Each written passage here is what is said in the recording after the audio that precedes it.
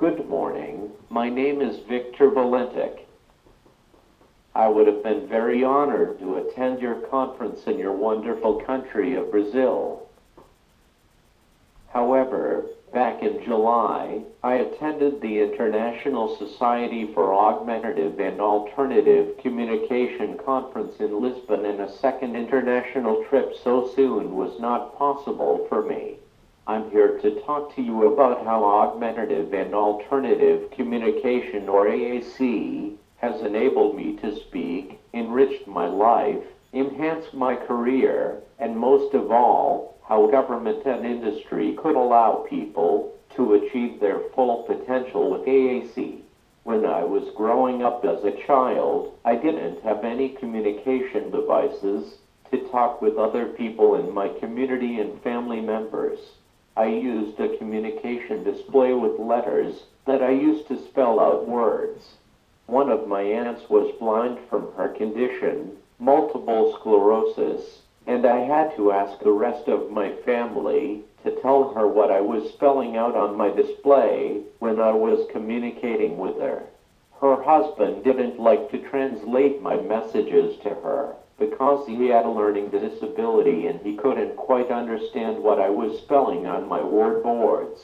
When I got my first communication device, my family went up north to see my aunt, and I finally had a real conversation with her. I was so happy to have a real conversation with her without anyone translating my messages. Also, when I was growing up as a child, I had to teach my brand new friends or teachers how I was using my different boards.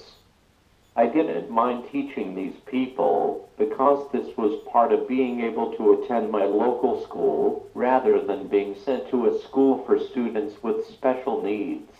I had every right to attend my local schools in my community, but I didn't appreciate that one of my principals would not take the time to learn my system and was always asking my parents and learning resource teacher about what I had told him. This is such an important thing for people who use AAC. The people who are communicating with the person who uses AAC need to talk directly with the person using AAC and not the speaking people who are with the person using AAC. When I wanted to be an usher for my high school plays, I went up to the drama teacher and he didn't have any experience with how to communicate with me. I introduced myself to this teacher and told him that I wanted to be an usher, and he agreed with my little request. In the last year of my high school, the drama teacher agreed that I should be the head usher, and I was so proud of his decision because he had completely and totally trusted me with the junior ushers. Now, moving on to college. When I was considering attending a community college in my own city, I decided that I must have a computer with speech output. This computer was mounted onto my scooter because I couldn't walk my college's long hallways and couldn't carry this computer around. My brand new friends and teachers accepted the way I was communicating with them. One of my best friends and I had made a program on my computer to allow more easy access of the programs on the computer. When I was in my first year at my community college, I entered a contest, and this contest was to send the winner to an Isaac conference which was in Philadelphia. Of course, I won this contest and attended my first Isaac conference. While I was at this conference, I had seen the best communication device at the time, and when I got back to Hamilton, Ontario, I asked my speech-language pathologist to get this communication device for me. I had to wait for 6 months to get this communication device, and I do remember when I got this communication device, it was on my 23rd birthday. Just after getting my first communication device, I had to go to classes at this community college, and when our teacher came into the classroom, I immediately said, "Hello, Mr. Wilson," and this teacher was very impressed with my communication device's voice. This communication device opened doors at this community college for me. When I was doing a class presentation with a group of 5 students, I could save my part into my communication device and play it back to the rest of the students and our teacher. I was so glad that I could do this huge thing in front of my class because the students really respected my effort to give my part of the presentation. My course at this community college included a cooperative placement to pass the course. I decided that I should call the director of a computer technology department at a community hospital and ask him for a cooperative placement in his department.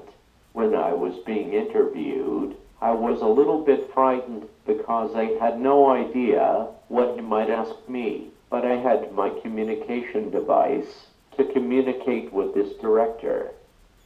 Well, I got the job and learned a lot of excellent experience being a cooperative student. In the middle of my college years, I had 4 chances to attend different conferences around the world. I had chances to speak at 4 of these different conferences, and I even had a chance to work at the last conference that I attended. I was so happy to do this job because I could show the participants at the conference what my skills on my communication device were. Plus, the participants were very impressed with my skills using my communication device. When we were doing nothing, I met a family who had a little girl, and this little girl was using the same communication device that I was. She wanted to save some Jewish prayers into her communication device, and her parents didn't know how to do this thing. But I did, and I helped her parents to do the programming. When I wanted to move out of my parents' house, I had to go to a government office and fill out particular forms to qualify for assistive housing from the government. Of course, I had to use my communication device to communicate with the government officials. I was so glad that I had my communication device to communicate with these officials, because if I didn't have my communication device, I couldn't move out of my parents' house and move into my townhouse. Through use of my device, I was able to demonstrate my cognitive and language abilities to these officials. Otherwise, they would have assumed that I would not have the ability to live on my own. When my city had a townhouse ready for me to move in, I had to do an interview. This interview was to find the right person for this townhouse community, and somehow I did a great job with this interview, and I have now been living in this townhouse for 13 years. Plus, I have been on my townhouse's board of directors for 3 years. If I didn't have my communication device, I wouldn't have had the opportunity to be directly involved in the operation of my townhouse complex. 1 month later, after moving into my townhouse, I started attending a federal government program. This program was about how to start my own business. I had a business plan to program an accessible search engine for the internet. Unfortunately, I was not able to start my own business because I had many problems with the levels of government involved with acquiring the startup funding for my business. One of the problems was that my business advisor didn't have the confidence in my communication abilities to present to large groups. This happened despite that fact that I had already presented at international conferences. People working in business and government need to think outside the box and realize that augmentative communication is a valid and effective means of communication. Now that the use of synthesized speech is part of our everyday world, our cars, our computers, etc. all talk to us now. I'm hopeful that this will help people who use AAC be more accepted. In the middle of my term on the board of directors, there was a crisis on the board of directors and the city officials came to discuss this. This meeting with city officials became quite heated, but I used my communication device to communicate with these city officials. We all worked hard to calm these city officials down by using our voices, including my voice on my communication device. I was so glad to be on this board of directors because I was helping my townhouse community. While I have been living in my townhouse, I have been to different conferences around the world.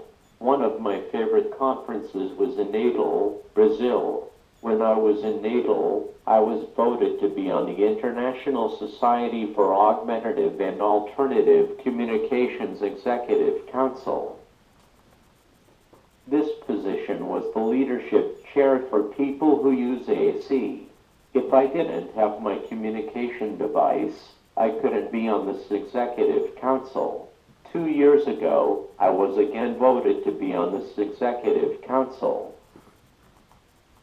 My main message to you today is that yes, communication and information must be accessible to all, but communication must also be accessible for all people.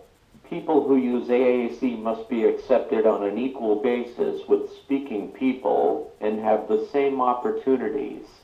Technology has helped people who use AAC demonstrate their abilities, but there still needs to be much work done to give the same employment and living opportunities to people who use AAC. It is unfortunate that I'm not able to interact with you directly today.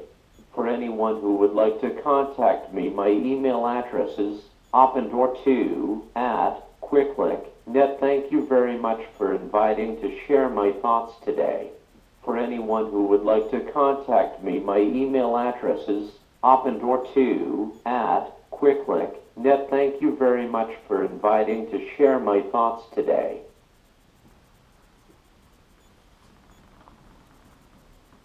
Address is opendor2